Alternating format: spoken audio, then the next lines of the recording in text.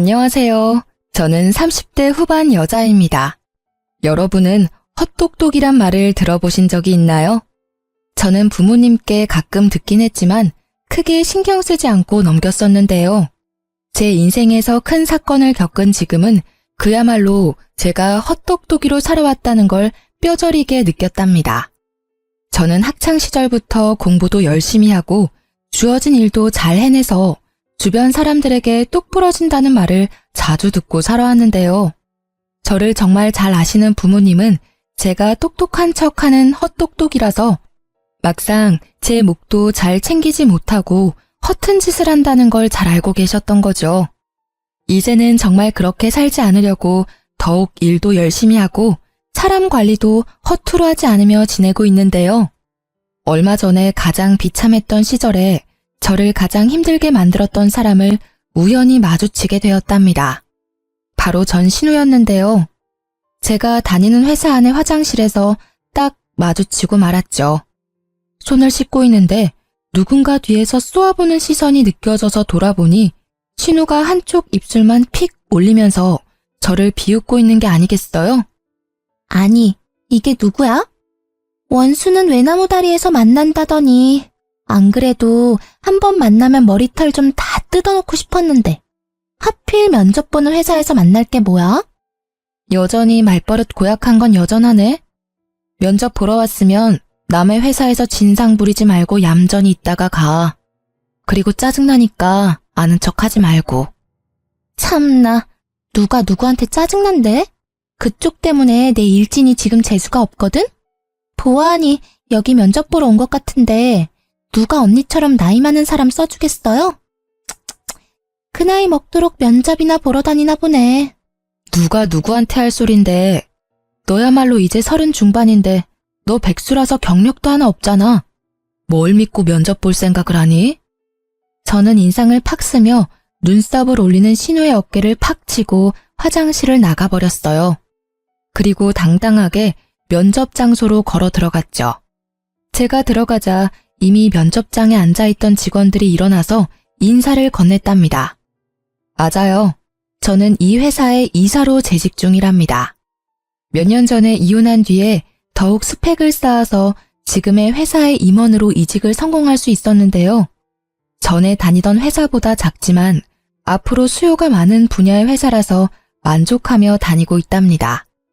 오늘 고객 서비스 센터 직원들을 더 뽑으려고 면접을 보는 자리인데 신우이를 여기서 본 거죠. 저는 신우이가 들어오기만을 기다리면서 다른 사람들을 차례로 면접을 봐나갔답니다. 그리고 드디어 신우이가 다소곳한 표정으로 면접장 안으로 들어오더군요. 정상적인 사람 흉내를 내고 있으니 기가 막혀서 혼자 헛웃음까지 나오더라고요. 신우이가 깍듯이 인사를 하고 고개를 들었고 차갑게 신우이를 보고 있는 저와 눈이 딱 마주쳤어요. 신우이가 저를 보고 제 앞에 이사라는 팻말을 보고는 동공이 마구 흔들리면서 얼굴이 새하얘지더라고요. 다른 직원들의 질문에 덜덜 떨면서 제대로 답도 못하는 신우이를 한심하게 바라보며 예전 결혼 생활을 떠올렸답니다. 사회에 나와서 만났으면 상대도 안 했을 신우이 때문에 죽고 싶을 정도로 힘들었을 때가 있었죠. 도대체 어떤 사연일지 궁금하시죠? 제 이야기를 한번 들어봐 주세요. 저는 사내 연애로 오랫동안 만났던 남자와 헤어지고 1년 동안 방황을 했었어요. 저도 그랬고 회사 사람들도 당연히 결혼까지 할 거라고 생각했지만 그 남자는 아니었던 거죠. 그렇게 30대 중반이 되니 마음이 급해져서 소개팅을 많이 하게 되었는데요. 그 중에 한 명이 바로 전 남편이었던 거죠. 남편은 저를 만나자마자 이렇게 말하더라고요. 제가 어머니 때문에 그동안 소개팅을 참 많이 했습니다. 그런데 오늘 같은 느낌은 처음입니다.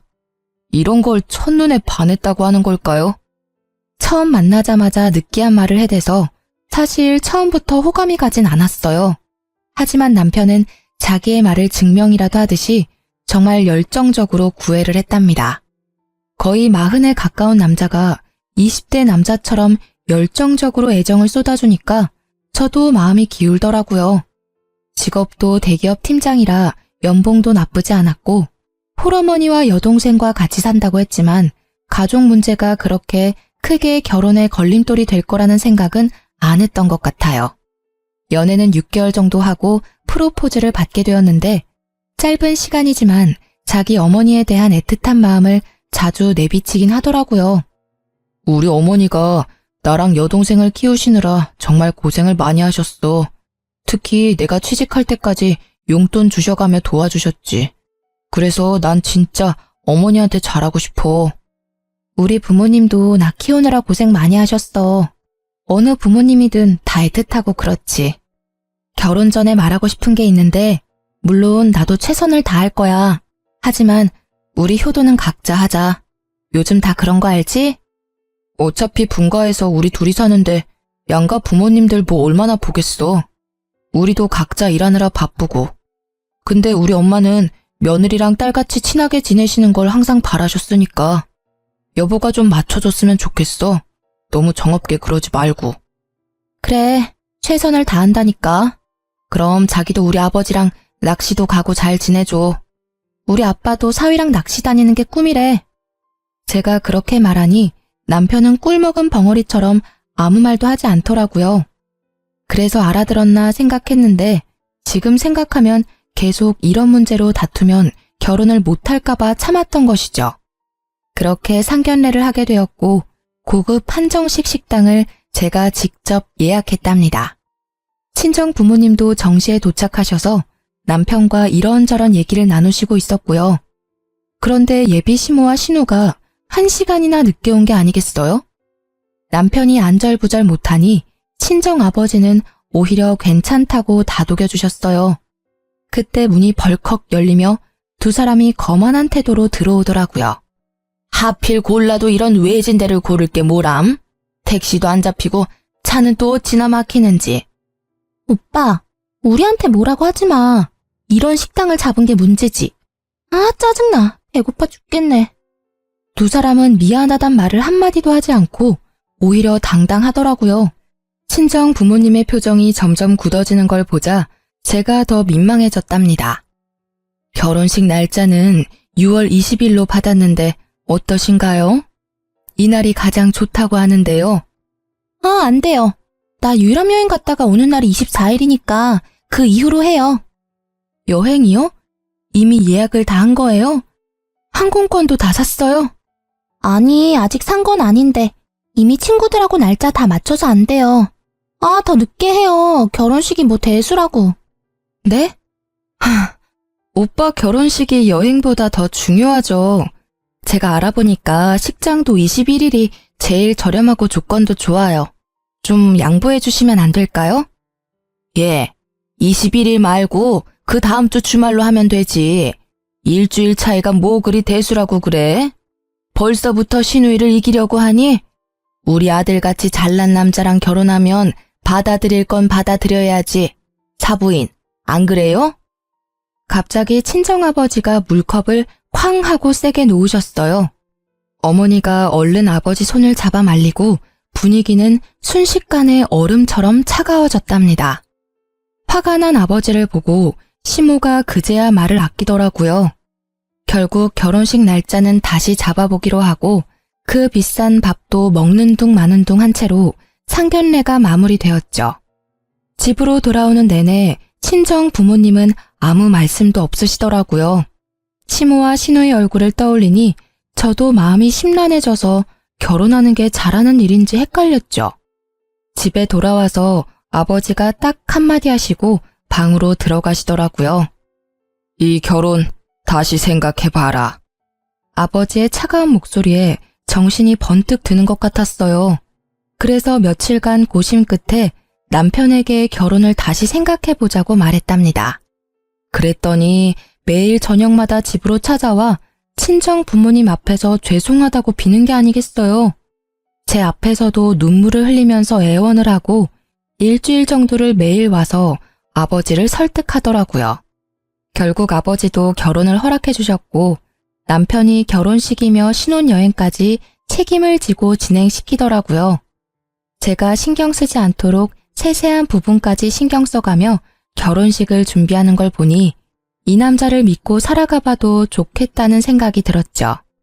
그렇게 여름에 신부가 되어 결혼식을 치르는 날이 다가왔답니다. 신부 대기실에서 친구들과 사진 찍으며 얘기를 나누고 있는데 문이 벌컥 열리더라고요. 문소리만 듣고도 본능적으로 신우이라는 걸 알겠더라고요. 신우를 본 친구들이 경악을 하며 저를 바라봤어요. 그래서 저도 신우를 쳐다봤는데 세상에 하얀 원피스를 입고 왔더라고요. 거기다 빨간 구두를 신고 화장도 세상 촌스럽게 하고 와서 누가 보면 결혼식 파토 내려고 온 여자인 줄 알겠더라고요. 아가씨, 왜 한복을 안 입고 원피스를 입었어요? 근데 원피스 색이 좀... 색이 왜요? 이거 베이지 색이에요.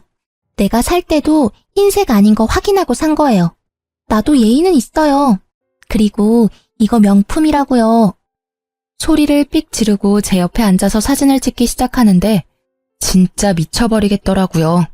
친구들도 기가 막혀서 입을 떡 벌리고 있고 다른 사람들은 신우이 옷을 보고 다 수군수군 됐죠. 그렇게 결혼식이 시작되고 정신이 하나도 없이 버진로드를 걷고 여차저차 결혼식이 마무리가 되었어요.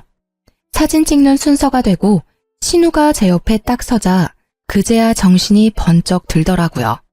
다행히도 제 가방순이 친구가 신우의 옆을 파고들어 제 옆에 서주더라고요.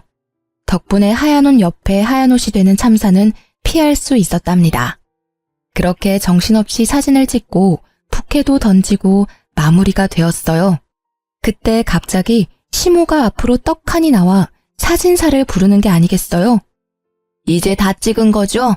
그럼 나 좀 찍어줘요. 여기 배경도 멋있고 좋네. 얼른요. 사진사가 영문을 몰라 쳐다보니 시모가 얼른 의자를 하나 가져와서 가운데에 딱 놓고 앉더라고요. 자자, 얼른 찍어줘 봐요. 오늘처럼 이렇게 화장하고 한복 곱게 입었을 때 독사진 좀 찍어두려고 그래요. 저는 너무 황당하고 하객들 보기에도 부끄러워서 남편을 푹 찔렀어요. 지금 어머니 뭐 하시는 거야? 왜 갑자기 사진을 찍으신다는 거야? 좀 말려봐. 아니, 오늘 예쁘게 하고 오셨다고 나중에 쓰실 영정사진 좀 찍으신대. 뭐? 지금 뭘 찍는다고? 제정신이야? 자기도 알고 있었어? 남편은 어깨를 으쓱하더니 뭐가 대수라는 듯이 오히려 놀라는 저를 이상하게 바라보기까지 하더라고요. 사돈도 오늘 한복 곱게 입으신 김에 한 장 찍어둬요. 이게 다 돈 버는 거니까. 결국 친정 부모님은 얼굴이 굳으셔서 자리를 피해버리셨어요. 그 와중에 시모 머리까지 매만져주며 사진 각도까지 체크하는 신우 모습에 남아있던 하객들이 웃기까지 했답니다. 저는 너무 부끄러워서 쥐구멍이라도 들어가고 싶을 정도였죠. 결국 시모는 영정사진을 찍었고 저는 결혼사진 앨범 선택할 때 시모 사진도 비싼 돈을 주고 사야만 했답니다. 그 장면이 너무 충격적이라 지금도 결혼식은 하나도 기억이 안 나고 떡하니 의자 놓고 앉던 시모 모습이 제일 먼저 떠오를 정도니까요. 신혼집은 시댁과 차로 10분 거리에 있었어요. 남편이 시댁이 있는 동네가 좋다면서 직접 전세 자금까지 다 내면서까지 마련한 아파트였기 때문에 어쩔 수 없이 가까이서 살게 된 거죠. 신혼여행 다녀오고 그 다음 주 주말부터 시모가 남편에게 전화를 해서 집에 오라고 난리를 부리더라고요. 엄마가 나랑 떨어져 살게 되니까 적응이 안 돼서 너무 울적하시대. 토요일마다 집에 와서 같이 밥 먹자는데 가면 안 될까? 매주 토요일마다 가자고? 그건 좀 너무하지 않아? 나도 쉴 시간은 있어야지. 그럼 일요일은 우리 집에 매주 갈 수 있어? 아니잖아. 지금은 초반이니까 좀 맞춰드리고 점점 안 가면 되지. 너무 깐깐하게 굴지 말고. 일단 이번 주는 가는 거다. 알았지? 그렇게 토요일에 시댁에 가게 되었는데요. 진짜 너무 가기 싫었지만 신혼이니 좋은 게 좋은 거란 심정으로 따라 나섰죠.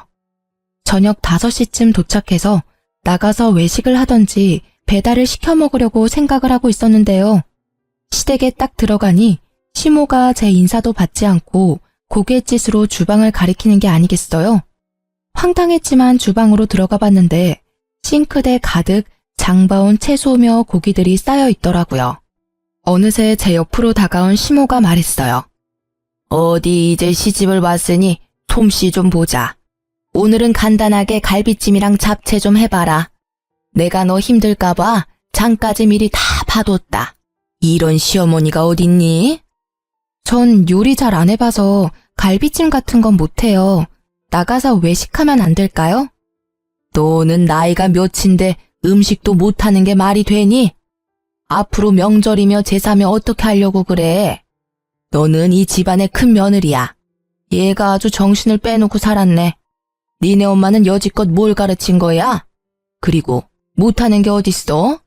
지금부터 배워. 요즘 인터넷 보면 만드는 법 다 나와 있잖아. 보면서 해봐. 시모는 저만 남겨두고 거실로 가버렸죠. 황당해서 남편을 좀 부르려고 했는데 셋이 예능 프로를 보며 아주 배꼽을 잡고 웃고 있더라고요. 진짜 어이가 없어서 남편과 눈 좀 마주치려고 계속 애쓰고 있는데 시모가 저를 매서운 눈으로 째려보면서 얼른 하라는 식으로 또 고갯짓을 했죠. 저는 하는 수 없이 갈비찜 만드는 법을 검색해서 따라해보기 시작했어요. 처음 만드는 거니까 시간도 오래 걸리고 정신도 없고 미치겠더라고요. 혼자 불 앞에서 땀을 뻘뻘 흘리며 요리를 하고 있는데 신우가 어슬렁거리며 주방으로 들어왔죠. 뭐, 타는 냄새 나는 것 같은데? 언니 진짜 잡채도 처음 해봐요? 그래놓고 어떻게 결혼을 할 생각을 했지? 아가씨, 지금 정신 하나도 없으니까 좀 도와주던지 아니면 나갈래요? 무서워. 네, 나갈게요. 오늘 안에는 먹을 수 있으려나 몰라. 그러면서 제가 썰어놓은 당근을 하나씩 빼서 먹는 게 아니겠어요. 제가 도끼 눈을 하고 쳐다보니까 신우가 훗 하고 비웃고는 들었던 당근을 탁 던져버리고 나가더라고요. 저는 다 때려치고 집으로 뛰쳐가고 싶었지만 참을 인자를 새기며 계속 요리를 할 수밖에 없었죠. 거의 2시간 동안 만들어서 간신히 밥상을 차렸는데 얄미운 신우가 또 한마디 하면서 식탁에 앉더라고요. 배고파 죽겠네. 갈비찜 30분이면 할 걸 무슨 2시간이 걸려? 너무 짜다. 오빠, 잡채 좀 먹어봐. 와, 이렇게 맛없는 거 처음 먹어봐. 우리 아들 도대체 장가 가서 뭐 먹고 회사 가는 거야? 너 남편 저녁밥은 챙겨주니? 그 쉬운 갈비찜도 이따위로 만들고 한심하다 한심해. 너 안 되겠어. 매주 주말마다 와서 요리 배워. 알았어? 저희는 저녁까지 회사에서 다 먹고 와요. 그리고 요즘 밀키트가 얼마나 잘 나오는데요. 돈도 더 절약돼요, 어머니. 말 대답 좀 하지 마라. 너 제사상도 밀키트로 차릴 거야? 에휴, 얘를 뭐부터 가르쳐야 돼? 나이나 어리면 그러려니 하지. 이건 40이 다 돼가면서 남편 밥도 제대로 못 차리는 걸 하필 데려와가지고. 시모는 거칠게 숟가락을 내던지면서 소리를 지르는 거예요. 저는 너무 놀라고 이런 대접받는 게 이해가 되지 않아서 화가 머리 끝까지 났답니다. 입술을 꽉 물고 남편을 쳐다보니 남편은 고개만 푹 숙이고 밥을 먹고 있더라고요. 시누이와 시모는 못 먹겠다면서 거실로 나가서 계속 궁시렁대더라고요. 저는 이대로 가단 폭발할 것 같아서 조용히 일어나 가방을 들고 현관문으로 향했어요. 제가 나가는 걸 본 시모가 악을 쓰듯이 소리를 지르더라고요. 야, 너 어디서 배워먹은 버르장머리야? 당장 안 들어와? 누구 보고 설거지하라고 부엌을 개판으로 만들고 나가는 거야? 야! 저는 그대로 집으로 돌아왔고 남편은 뒤따라오더니 시모한테 전화해서 사과하라고 계속 강요하더라고요. 그런 남편도 꼴 보기 싫어서 아무 말도 안 하고 일주일 동안 냉전이 이어졌답니다. 시모와 신우는 하루에 수십 개씩 메시지를 보내는데 스토커도 이렇게는 안 할 것 같네요. 소름까지 끼쳐서 아예 며칠은 핸드폰을 끄고 살 정도였답니다. 특히 어이가 없는 건 제가 그렇게 가버렸는데도 신우가 매주 금요일마다 먹고 싶은 메뉴를 보내는 거였어요. 도대체 무슨 생각으로 사는 건지. 진심으로 신우이가 덜 떨어져 보이기까지 했어요. 그러거나 말거나 읽지도 않고 철저히 무시해버렸죠. 퇴근하고 와서 저녁 먹고 쉬고 있는데 갑자기 초인종이 막 울리는 게 아니겠어요. 깜짝 놀라서 옆에 있던 남편을 쳐다보니 남편도 영문을 모르겠다는 표정으로 확인을 해보더라고요. 아니나 다를까 신우가 저승사자처럼 서 있더라고요. 언니, 왜 연락을 안 받아요? 혹시 나 차단한 거예요? 진짜 기가 막히네. 무슨 일인데 야밤에 집까지 찾아와요? 급한 일이 있으면 오빠한테라도 연락하면 되잖아요. 엄청 급한 일이니까 내가 쫓아온 거죠. 나 내일 갑자기 면접이 잡혀서 내일 입고 갈 옷 좀 빌려줘요. 언니는 회사 다니니까 정장 많잖아요. 신우는 통보하듯 말하고는 거침없이 안방문을 열고 들어가더라고요. 너무 황당해서 얼른 뒤따라갔는데 벌써 옷장을 열고는 제 옷들을 뒤적이고 있었어요. 아니 이게 지금 뭐 하는 거예요? 왜 남의 옷을 막 뒤져요? 그리고 아가씨랑 나랑 사이즈가 다른데 어떻게 입으려고요? 얼마나 차이 난다고 그래요? 가지고 있는 옷 중에 좀 사이즈 넉넉한 거 없어요? 아니, 내가 당장 옷을 사달라는 것도 아니고 한 번 빌려 입는다는데 뭘 이렇게 야박하게 굴어요? 그래, 내일 면접 본다는데 당신이 좀 좋은 마음으로 옷 좀 챙겨줘. 이 옷 괜찮네. 나 이거랑 이 블라우스 가져가도 되죠? 어? 이 가방 내가 갖고 싶었던 건데. 나 내일 한 번만 들고 갔다 오면 안 돼요? 가방은 안 돼요. 나도 큰 마음 먹고 산 거라 몇 번 들지도 않았어요. 옷만 가져가요. 언니, 새 거도 아니고 쓰던 건데. 내일 한 번만 빌려줄 수 있잖아요. 정없이 뭘 그렇게 딱 잘라요? 딱 한 번만요. 그럼 잘 쓸게요. 제가 말릴 새도 없이 신우는 가방이랑 옷들을 가지고 현관문으로 질주를 하더라고요. 현관문까지 휑하게 열어놓고 가버린 걸 보니 기가 막혀도 진짜 한참 막히더라고요. 남편도 제가 한마디 할 줄 알고 슬그머니 화장실로 들어가서 나오지도 않고 저는 혼자 냉수를 벌컥벌컥 들이켜고 화를 식혀야만 했답니다. 하루만 입고 돌려준다더니 옷과 가방을 가져간 지 벌써 한 달이 흐르고 있었어요. 저는 남편을 앞세워서 시댁으로 찾아가 봤죠. 아니 그렇게 전화를 해도 받지도 않더니 네가 무슨 바람이 불어서 집까지 다 왔냐? 온 김에 저녁이나 해서 먹고 가라.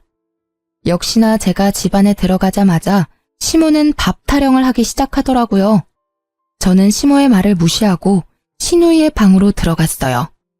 얼마나 정리를 안 하고 사는지 돼지우리가 따로 없더라고요.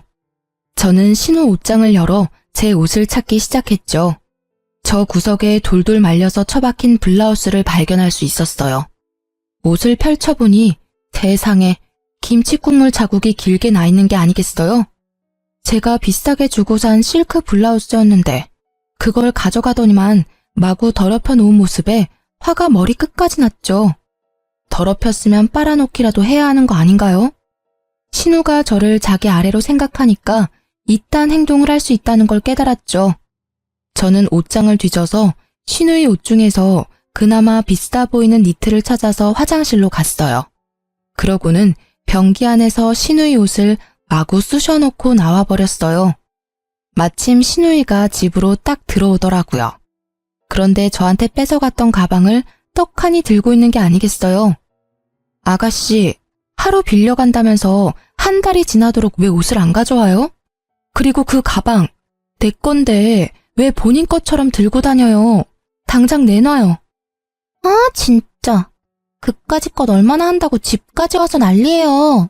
어차피 언니한테 이 가방 어울리지도 않아요. 나이 들어서 이런 거 들면 뭐해요? 들고 다녔으니까 준 거잖아요. 그냥 나한테 줘요. 사달라는 것도 아니고. 이거 봐요.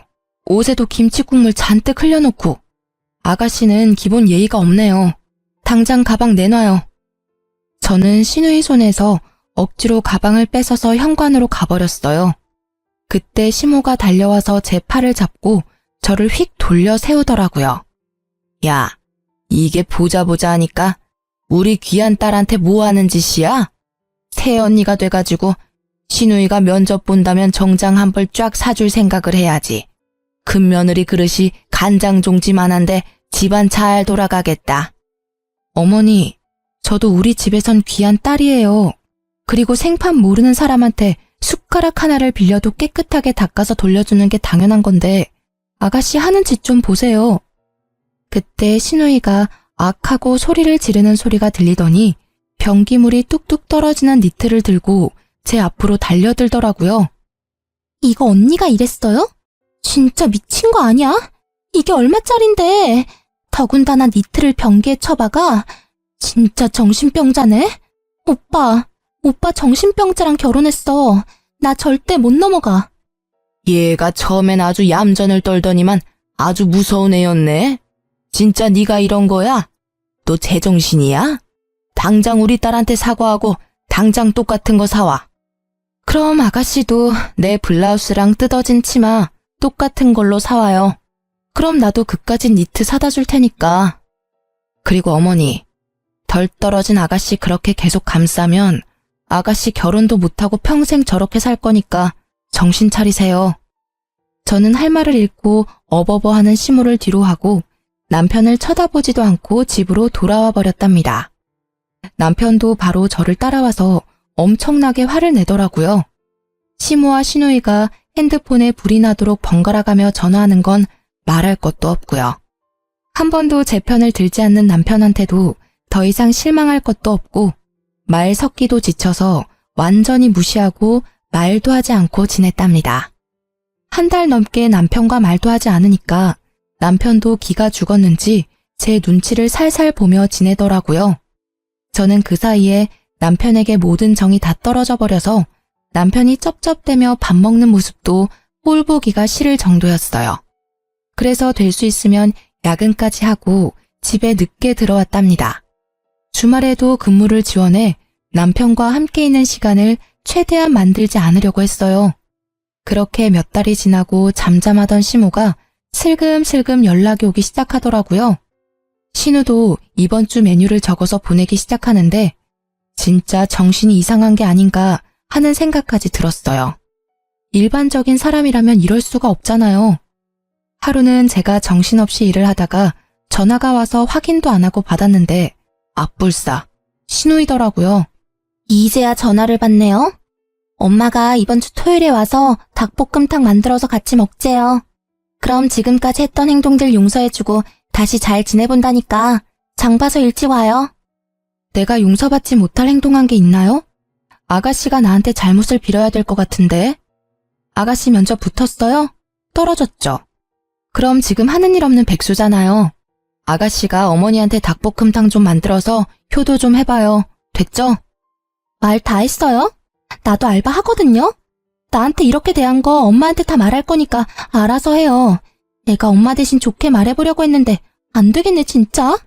저는 픽 비웃어주고는 전화를 끊어버렸어요. 그날 밤 늦게 집에 들어갔는데 남편이 저를 기다리고 있었는지 소파에 다소곳이 앉아있더라고요. 그러더니 바로 어디론가 전화를 걸더니 대뜸 저한테 핸드폰을 넘겨주는 게 아니겠어요? 인상을 쓰며 전화를 받았더니 시모가 악을 쓰기 시작했죠. 야, 네가 뭔데 시어미를 무시해? 네 부모가 그렇게 가르치든? 너 내가 내일 네 회사 쳐들어가서 다 깨부수고 망신 주기 전에 토요일에 장 봐서 집으로 튀어와. 알아들었어? 저는 시모와 전화를 끊고 남편을 쏘아보았어요. 당신 솔직히 몇 달째 시댁에도 안 가고 안부 전화도 안 하고 너무한 거 아니야? 나한테 쌀쌀맞게 구는 건 내가 참을 수 있는데 우리 엄마한테는 그러지 마. 나 키우느라 얼마나 고생을 하셨는데. 며느리랑 좀 잘 지내고 싶으시다는데 도대체 왜 그래? 그럼 당신은 왜 우리 집에 전화도 안 하고 가지도 않는 건데? 신우가 나한테 미안하다고 상식적으로 한마디만 했어도 내가 이렇게 정 떨어지진 않았어. 아니 사위랑 며느리가 같아. 사위는 손님이라잖아. 손님이 전화하냐? 그리고 그거 옷 몇 푼이나 한다고 그 난리인지 난 지금도 이해가 안 된다. 가족끼리 싸우기도 하고 화해하고 그렇게 사는 거 아니야? 당신 너무 이기적인 거 알아? 토요일에 무조건 가는 거야. 역시 남편과는 대화가 전혀 통하지 않았어요. 그놈의 닭볶음탕이 이렇게 저를 힘들게 할지는 상상도 못했는데 말이죠. 저는 작년 이맘때쯤에 저를 떠올려 봤어요. 시댁과 남편과 엮이지 않았을 땐 자유롭고 홀가분한 삶을 살았었는데 지금은 너무나 숨이 턱턱 막혀왔어요. 결혼하지 말라는 친구들의 말이 그냥 행복에 겨운 투정인 줄 알았는데 진심이었을 것 같다는 생각이 들었죠. 왜 결혼을 했는지 너무나 후회되고 할 수만 있다면 작년으로 시간을 되돌리고 싶었답니다. 결국 토요일에 장을 봐서 남편과 시댁으로 갔죠. 집 안으로 들어가 보니 시모와 신우는 저를 아는 척도 안 하고 텔레비전을 보고 낄낄대고 있더라고요. 저도 말 섞기 싫어서 바로 주방으로 들어가서 재료를 손질하기 시작했어요. 닭을 데치고 있는데 시모가 어느새 쓱 들어와서 제가 하는 걸 보고 있더라고요. 닭볶음탕 해보긴 했니? 닭 냄새 안 나게 잘해라. 네 남편이 얼마나 냄새에 민감한 줄 아니? 전 시모 말에 대꾸도 안 하고 요리를 해나갔어요. 시모가 머쓱해졌는지 알아서 주방을 나가더라고요. 그렇게 닭볶음탕이 완성되었고 저는 식탁에 한 상 차려놓았죠. 와, 냄새 좋은데? 맛있어 보이네. 처음인데도 그럴듯한데? 먹어봐야 아는 거지. 아니 하면 이렇게 잘하면서 왜 그렇게 튕겨? 세 사람 다 숟가락을 들고 먹기 시작했죠. 저는 가만히 앉아서 바라보기만 했답니다. 이게 뭐야? 토할 것 같아. 왜? 얘, 이게 뭐니? 아우 짜! 소금을 들이부었어? 어머, 그렇게 짜요? 제가 처음 해봐서 맛을 잘 모르겠더라고요. 먹어봐도 계속 싱거워서 소금을 좀 더 넣었는데. 먹어보니 좀 짜긴 하네요. 어떡하죠? 시모가 열이 받았는지 숟가락을 집어 던지더라고요.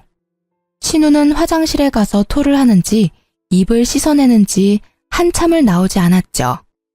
당신 이게 뭐 하는 짓이야? 진짜 실수한 거 맞아? 이렇게 소금 범벅을 해놓고 어떻게 남편 먹으라고 내놓을 수가 있어? 너 딱 봐도 일부러 그랬지? 이거 진짜 못 쓰겠네. 주방도 아주 개판으로 만들어 놓고. 너 당장 싹 정리하고 집 청소까지 다 해놓고 있어. 너는 밥 먹을 자격도 없어. 우리는 나가서 밥 먹고 올 테니까 그때까지 기다리고 있어. 난 이번 일 절대 그냥 못 넘어가. 이건 우리 집을 무시하는 거야. 저는 아무 대꾸도 하지 않고 소금 범벅 닭볶음탕을 바라보고 있었죠. 세 사람은 기가 막히다고 한참을 열을 내더니 밖으로 나가더라고요. 저는 주방을 더 엉망으로 만들어 놓고 닭볶음탕이 담긴 냄비를 가지고 친정으로 향했어요. 사실 덜어놓은 한 접시에만 소금을 쏟아부었고 나머지는 정상적인 닭볶음탕이었거든요. 제가 갑자기 찾아오자 친정 부모님은 놀라신 눈치였지만 제가 만든 닭볶음탕을 드시면서 맛있다고 행복하게 드시더라고요. 저도 그런 부모님의 모습을 보며 그동안 부모님을 위해 요리 한번 제대로 해본 적이 없다는 걸 깨닫고 제 자신을 돌아보게 되었죠. 부모님과 식사를 마치고 수다를 떨면서 오랜만에 평화로운 시간을 보내고 있는데 아니나 다를까 핸드폰에서 불이 나도록 연락이 오기 시작했어요. 30분 정도 지났을까? 친정집 현관문을 누가 미친 듯이 두드리기 시작했답니다. 놀라신 부모님이 현관문을 열자 남편이 씩씩대며 서 있더라고요. 아니 자네 이게 무슨 일인가? 왜 이렇게 문을 부수듯이 두드려? 제처 여기 있죠? 아무리 전화를 해도 받아야 말이죠.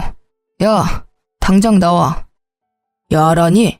자네 왜 이렇게 흥분을 했나? 도대체 무슨 일인가? 저게 우리 집 주방을 개판으로 만들고 일부러 소금을 들이부어서 제 동생은 죽을 뻔했다고요. 아니 시댁을 얼마나 무시하면 그딴 짓을 합니까? 저 절대 못 넘어갑니다. 오늘 아주 버릇을 단단히 고쳐놔야지. 야, 당장 나와. 누가 들으면 내가 음식에 독이라도 탔는 줄 알겠네. 당신이야말로 우리 집에 와서 이게 무슨 행패야? 우리 집은 우스워 보여? 이게 아직도 말대답이야? 하늘 같은 남편을 이따위로 취급해? 당장 따라 나와. 남편이 제 손목을 세게 비틀어서 잡아 끌기 시작했어요. 화가 난 아버지가 남편을 팍 밀쳐버렸죠. 자네야말로 장인 장모를 얼마나 무시하면 내 앞에서 내 딸 손모가지를 비트나? 여지껏 우리 딸 이렇게 대한 거야? 당장 꺼지게. 당장. 친정아버지가 문을 못 닫도록 막아대는 남편을 다시 한번 세게 밀어서 넘어뜨리고는 현관문을 닫아버렸답니다. 남편은 한참을 쿵쿵 발로 현관문을 차다가 돌아갔죠. 너 여지껏 이런 취급을 받았어? 네가 저놈보다 뭐가 부족해서? 당장 이혼해라. 하나 보면 열을 안다고 더 볼 것도 없다. 아버지의 말을 듣고 저도 정신이 바짝 차려지면서 이혼을 해야겠다는 결심이 굳어졌어요. 그렇게 당장 남편에게 이혼을 통보했고 남편은 절대 안 된다며 집으로 들어오라고 했어요. 난 이혼할 때까지는 절대 그 집으로 돌아가는 일 없을 거야. 내가 그 집에 가는 날은 내 짐을 빼오는 날뿐이야. 오늘 당신 회사로도 이혼 서류 보냈으니까 당장 도장 찍어서 보내. 내가 바람을 폈냐? 너를 패기라도 했냐? 내가 이혼 안 하겠다는데 네가 무슨 수로 이혼을 할 건데? 어디 한번 계속 개겨봐. 누가 이기나 보자. 저는 닭볶음탕을 만들러 간 날에 시모와 남편이 한 대화를 모두 녹음했었고 남편이 친정에 와서 소란을 피운 것도 모두 녹음을 해놓았었거든요. 일부분을 남편에게 보내자 남편이 일단 이혼 서류 들고 만나자고 태도를 바꾸더라고요. 그래서 약속 장소로 나가서 남편을 기다렸답니다. 문 쪽이 소란스러워 뒤돌아보니 시모와 시누이와 남편이 같이 몰려 들어오더라고요. 시모는 저를 보자마자 제 따귀를 마구 때리기 시작했어요. 저는 너무 놀라서 대응도 못하고 몸이 굳어버렸죠. 누구 마음대로 이혼이야? 너는 내가 오늘 버르장머리를 확실히 고쳐놓을 거야. 니까짓 게 뭔데 우리 집안을 무시하고 쑥대밭으로 만들어? 그것도 모자라서 우리 아들을 이혼남 만들겠다고? 이게? 지금 저 때린 거 후회하실 텐데요. 누군 이혼녀 되고 싶어서 되나요? 제 인생도 그쪽 때문에 아주 더럽게 꼬였네요. 보자 하니까 우리 엄마한테 뭔 말버릇이야? 이번엔 신우가 달려들어 제 머리채를 잡고 흔들기 시작했어요. 제가 신우의 팔목을 마구 핥히어대자 시모가 제 팔을 붙들지 뭐해요.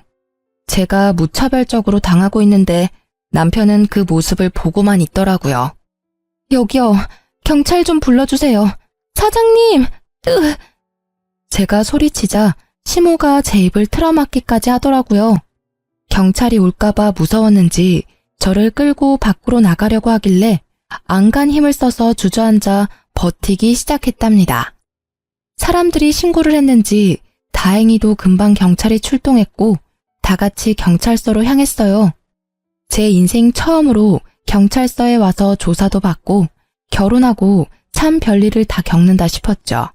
저는 경찰에게 폭행죄와 협박죄로 세 사람 모두 고발하겠다고 하고 진술서를 적기 시작했고 그 모습을 보던 세 사람이 펄쩍 뛰었죠. 아니 가족끼리 좀 다툰 거 가지고 무슨 협박죄? 형사님, 얘 좀 보세요. 말도 안 되는 소리를 하고 있네 진짜. 혜언니가 좀 정신이 이상해서 우리가 좀 주의를 준 거예요. 그리고 뭐 증거 있어요? 우리가 때린 증거 있냐고요. 참나, 증거는 차고 넘치네요. 목격자도 많고 카페에는 CCTV도 있습니다. 일단 고소 진행한다니 조사 들어가면 알게 되겠죠. 경찰 말을 듣고는 시모가 갑자기 제 손을 덥석 잡고 비굴하게 미소를 짓더라고요. 아유, 얘. 내가 너무 화가 나서 정신이 어떻게 됐었나 보다. 정말 미안하다. 우리 서로 간에 이해하고 용서하고 다시 잘 지내보자. 우리 가족 아니니? 저를 정말 가족으로 생각하셨으면 그렇게 개 패듯이 패진 않았겠죠. 아니죠. 키우던 개도 그렇게는 안 때리겠어요. 저는 절대 합의도 고소 취하도 안 할 거니까 법대로 해요. 형사님, 계속 진행해주세요. 남편이 점점 일이 심각하게 돌아가는 걸 느꼈는지 저에게 조용히 말하더라고요. 고소 취하하면 이혼해 줄게. 원하면 지금 당장 도장 찍어줄게. 저는 바로 가방에서 이혼 서류를 꺼내서 남편에게 내밀었어요. 남편은 바로 도장을 찍어 건네줬죠. 일단 고소를 나중으로 미루고 이혼 서류부터 접수했고 시댁에게 폭력을 당했다는 증거가 있어서 좀 더 빠르게 판결을 받을 수 있었어요. 그렇게 1년이 채 넘지 않은 결혼 생활의 종지부를 찍게 되었답니다. 이혼 확정 신고한 바로 다음 날 저는 다시 해당 경찰서에 찾아가 고소를 진행했고 몇 달이 지나 시모와 시누이에게 폭행죄로 벌금이 선고되었다는 걸 통보받을 수 있었어요.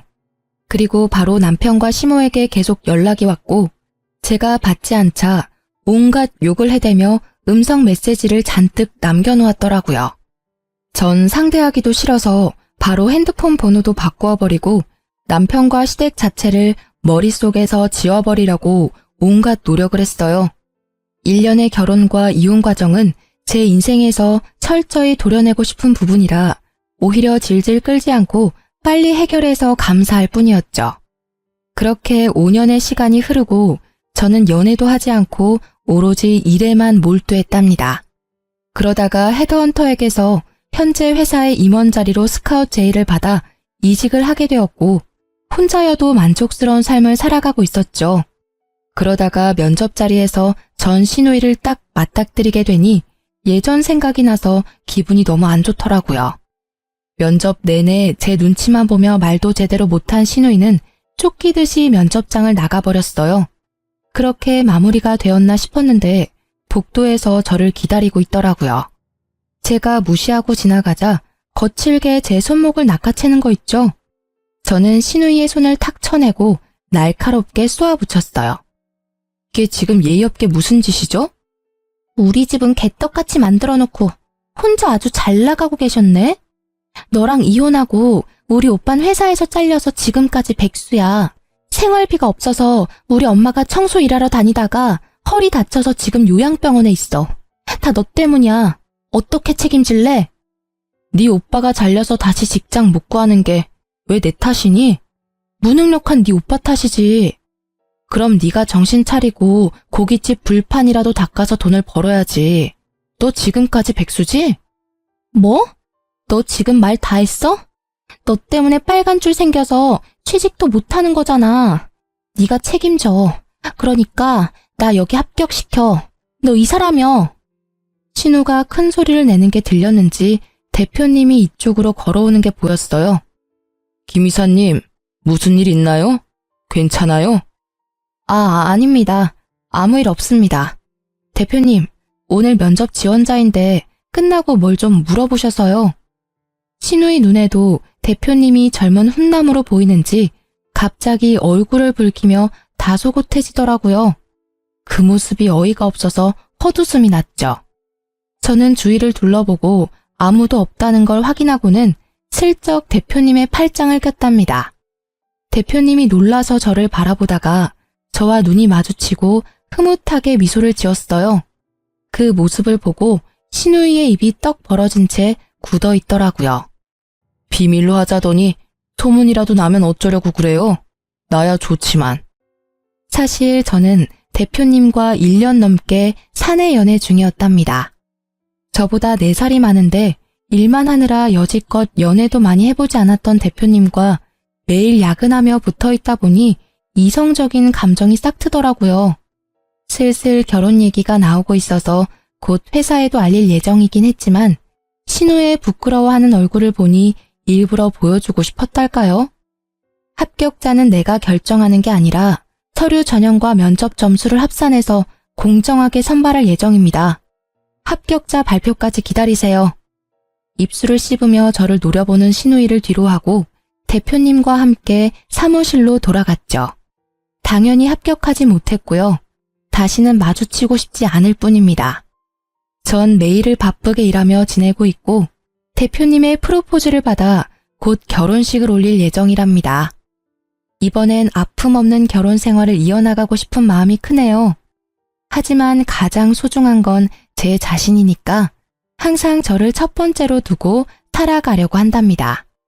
여러분도 자기 자신을 최고로 여기는 삶을 사시길 바라면서 제 사연을 이걸로 마칠게요. 들어주셔서 감사합니다. 모두 행복하세요.